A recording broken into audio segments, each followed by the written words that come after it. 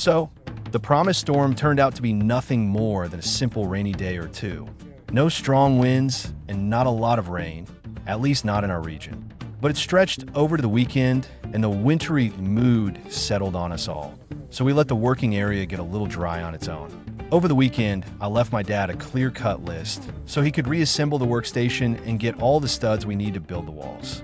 Yep, you probably guessed it right. The following Sunday, eagerly, he had those cuts ready. You don't see them because they are now back skewered on the pile. Anyway, the following week we got together to continue the work. Before I could assemble all the pieces into the angled wall, we needed to remove the hose and its setup, which were currently connected to the water pipe coming out of the wall. Basically, it was a simple task.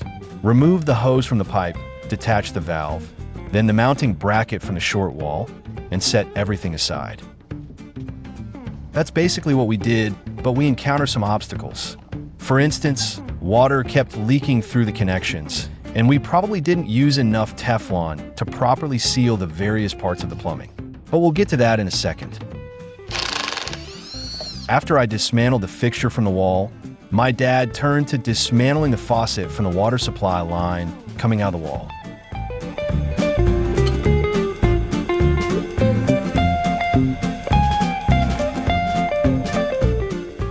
The next step was to attach a T-connector to the pipe in place of the valve.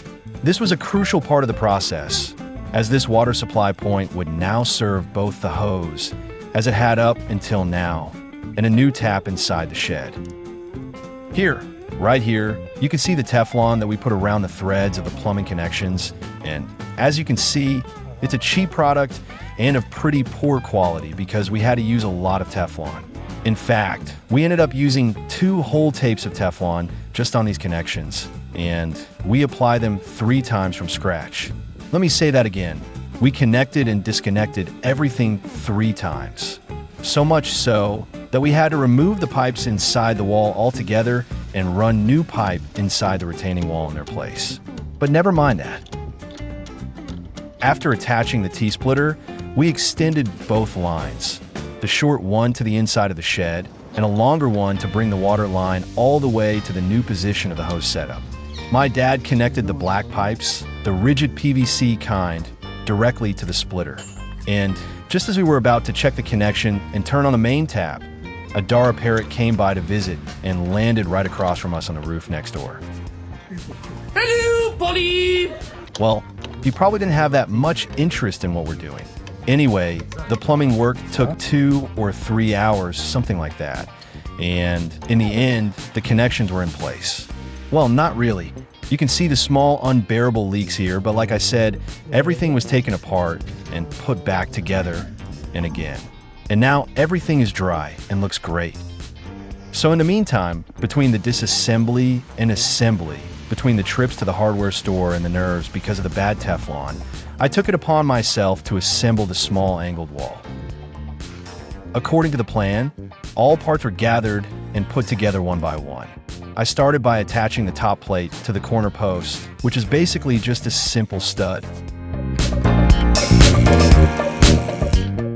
Then I attached the opposite corner post, which was a regular stud as well. Then I marked and attached the 2 middle studs.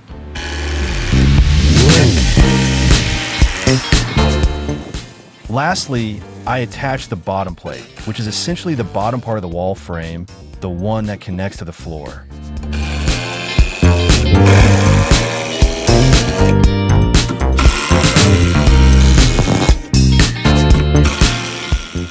After the wall was ready and laid on the ground, I measured it to cut the sheathing for it. Since we wouldn't have access to the backside later, I attached sheathing to it before raising it for its final location. Here you can see that I left 5 centimeters of extra sheathing so that the connection would be tighter on the other side of the wall. This came back to bite me in the ass, as this was way too much and we couldn't fit the wall in its designated place. I also measured and cut a hole for the water supply line to enter the shed. The next time we got together to continue working, we started by dismantling the small wall and the first wall we had raised. The reason for that is that the walls weren't really aligned with one another, so we inserted some shims under them to raise them and get them aligned with each other. This time we first put back the angled wall, and only then the first wall. The touch point between them was now perfect. Here you can see the gap that was created under the bottom plates. But don't hold your breath. After we'll wrap up all the construction work, we will fill this gap with polyethylene foam to seal and close it. Now that the walls are aligned, we can continue with the construction. I thought the next wall, the southern one with the window, will be a little trickier than the previous ones, since it also connects to the angled wall, and it has a window. This time, I cut a small angle at the corner of the top and the bottom plates. In the end, and the wall with the window turned out to be much simpler than I previously thought.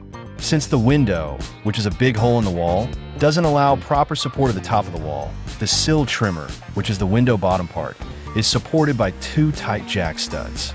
And there you have it. The wall found its place perfectly. Again, all the walls stood perfectly vertical and aligned. As you can see, we sealed all the seams with special sealing tape, also from the outside. Actually, especially from the outside. Now we could start assembling the remaining two walls, the north wall and the west wall, the entrance wall, the one with the door. While I was assembling the north wall, my dad continued cutting the parts for the large wall.